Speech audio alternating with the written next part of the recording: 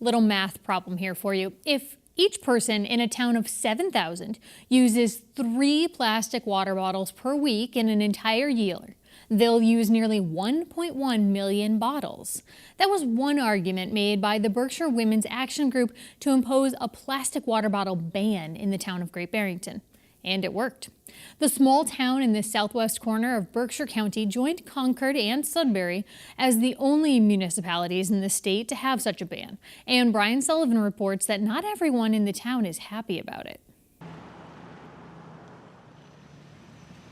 To the outsider arriving in Great Barrington for the first time, it can feel a bit like entering David Lynch's fictitious Pacific Northwest town of Twin Peaks, minus the mysterious murder of Laura Palmer, of course.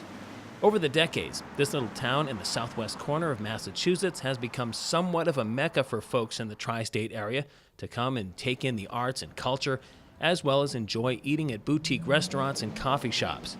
But for all of its charm, this community on the Appalachian Trail hasn't been without controversy.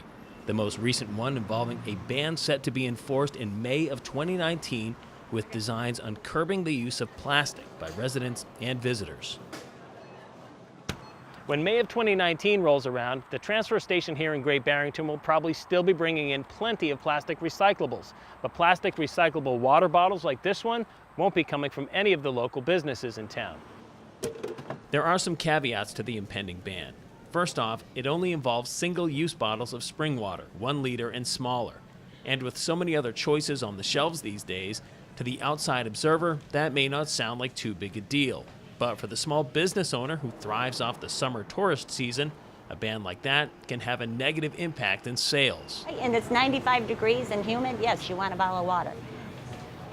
And, you know, people don't always come prepared with their own reusable bottle.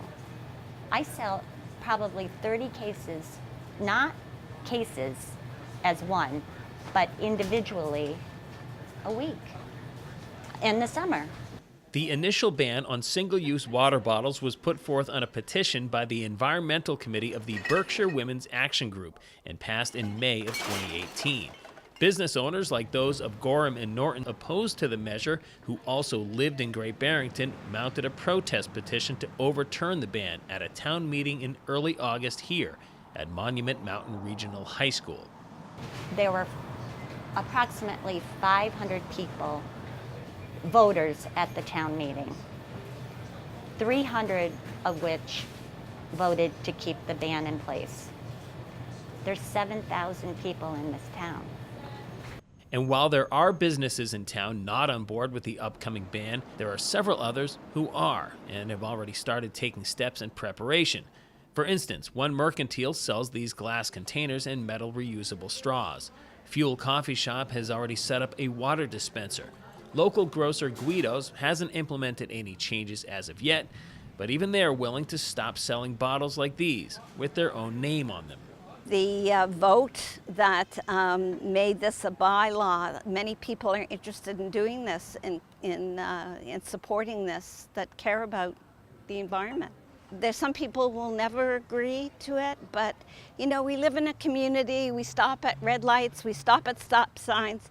There has to be legislation that does, you know, come into play. People wear seat belts, children have seats in cars, and so this is for the greater good.